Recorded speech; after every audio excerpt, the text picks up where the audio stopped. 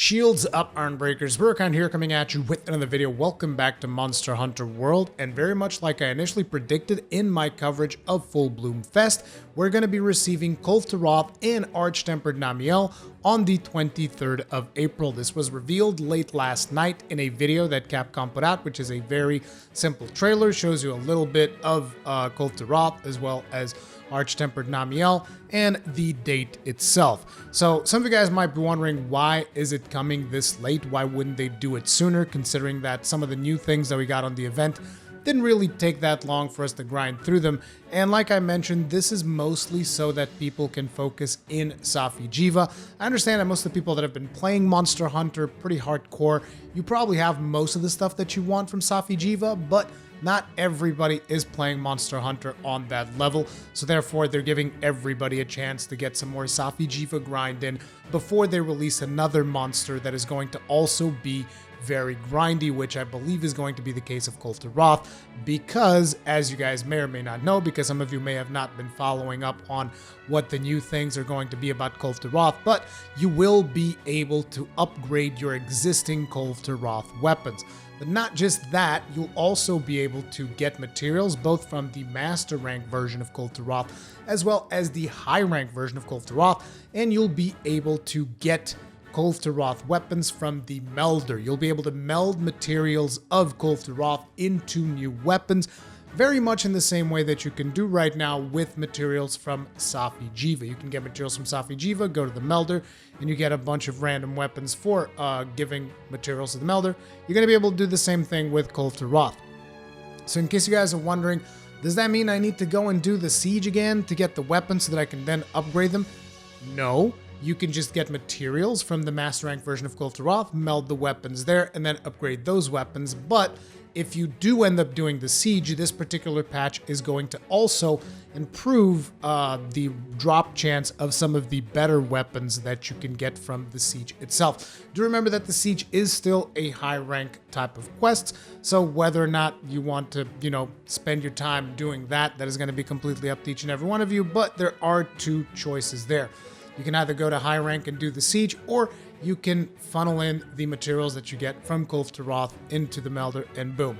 And then you can upgrade those using the Master Rank version of Kulve Taroth materials in order to upgrade your weapons. And they actually say that the rarity and abilities will become stronger when leveled up. I talked about this when I analyzed the developer diary.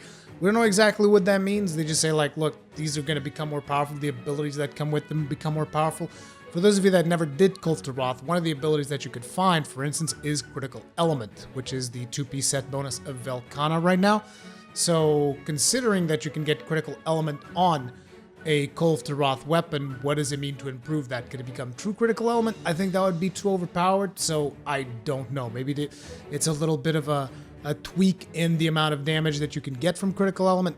We just don't know at this point, but basically that is all we kind of know about the upgrades from Kulve Taroth and all that, in case you guys were curious. Now, naturally, we're going to be able to craft new armor for Kulve Taroth. They're calling it Kulve Taroth Alpha Plus. A couple of pictures have been posted on Twitter. I'll try to get those into the video if I'm a good enough editor, because, And then we also have the Namielle Gamma Plus set, which will be interesting to see if they make, the set bonus actually work this time around, because, the set bonus, while it was all right, like, everybody knows that when it comes to elemental damage, you want the true critical element from Silver Rathalos, so I don't know how they're going to work around that. Not to mention that the Namielle pieces are just not that good for you to use on regular sets. The skills that come with the Namielle pieces are not fantastic. So maybe if the set itself comes with some pretty good skills, maybe it will be worth it to use the set bonus. Maybe the set bonus will be different. We'll just have to wait and see, but most likely the set bonus will remain the same. At least if I remember correctly, in Monster Hunter World, that's pretty much how it happened. You always had the same set bonus, just the pieces themselves kind of changed.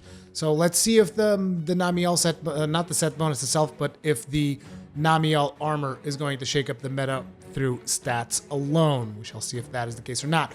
Now, there's also going to be two new pendants. There is one for Kulve Taroth and one for Arch-Tempered Namielle. And then two more pendants which were paid. And in these ones, I'm a little bit frustrated because these are paid pendants that are specific to Kulve Taroth. Now, I understand you got to monetize and all of that stuff, and I've gone on at length that we've gotten so much value out of Monster Hunter that I'm going to be the last person to ever complain when they feel the need to monetize a couple of things here and there. It's just, I wish it was something different, because these particular pendants do seem like they're very much inspired by Kulve Taroth. They're Kulve Taroth pendants. And I don't know, for some reason, these just kind of don't sit well with me. Then we also have 4 new hairstyles that are going to be added into the game. Those are also paid DLC. Those I'm fine with, because, like, look, it's cosmetic stuff, whatever. Even the pendants are cosmetic, but I felt like we've gotten, every single time that there's like a new monster and they come with a pendant, we always got, and we're getting one here too. There's a specific pendant for Kulve Taroth that we're getting for free, and one for Arch-Tempered Namielle we're getting for free as well. And those are great, but I don't know, man. I don't know, there's something about these 2 Kulve Taroth pendants that just kind of rubbed me a little bit the wrong way, but ultimately it's a very minor thing. You know, I'm still fully invested into Monster Hunter, and I can't wait to fight these two I was gonna say new monsters, but technically speaking, they're not really new. They're just like getting updated. They're getting stronger. Like I've said, Namielle is actually one of my favorite fights of Iceborne, so I'm very curious to see what they do with Arch-Tempered Namielle. Kulve Taroth, on the other hand, I don't know. And I know that a lot of people are asking right now, like, oh, but is Kulve Taroth going to still, need 4 players? Do we need a siege? What's the deal with that? It's not a siege anymore. I talked about this when we covered the developer diary. It is a regular 4-player slay quest. And at this point, a lot of people might be wondering, but can I solo it? And here's the thing, I really don't have an answer for you at this point, because initially when they said something like up to 4 players in the developer diary, I was thinking to myself, well, if it's up to 4, that means that you can also, launch it solo, and it should scale accordingly to, just a solo player. But now I was actually thinking about, what about Extreme Behemoth? Or what about just Behemoth himself? What about Ancient Leshen? These were all quests that did not require you to launch them from the Gathering Hub, but they were still tuned for 4 players. And, the monster is going to be scaled for 4 players, so it's like, well, yeah, you can, technically speaking, solo it, but is it going to be enjoyable, So at this point in time, I'm not entirely sure if you are going to be able to solo it or not. They do say in the slide presentation that they post during the developer diary, 4-player slay quest instead of 16-player siege event. And I feel like Kulve Taroth is meaningful enough that they might want it to still mean something, and at that point they might implement the whole thing where they're like, yep, this is scaled for 4 players and you have to deal with this. If you do not have 3 other players to play with you, you're going to have a harder time. But again, this is something that we're only really going to know once we go ahead and do it. Now, if it is scaled to 4 players, I'll try to host as many streams as possible on Twitch to get, people, their gear, to try and funnel people into this quest so that we get more and more players playing. It's not going to be like a regular siege, but still just try to fill up a lobby with people and try to rotate people in and out as you guys get your materials. That's the best that I can do to help mitigate if it is a 4-player only quest, but that's pretty much all I can do. We will see how it all pans out. Let me know what you guys think about all of this in the comment section down below. Personally, I can't wait for the 23rd of April. I've finished Neo 2 actually, because I finished Neo 1 a long time ago.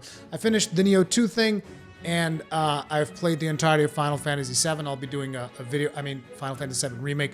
I'll be doing a video on that in the channel soon as well. But that is going to be it for now. Thank you all for watching. I'll see you guys in the next one. Stay strong, and may your shields never break.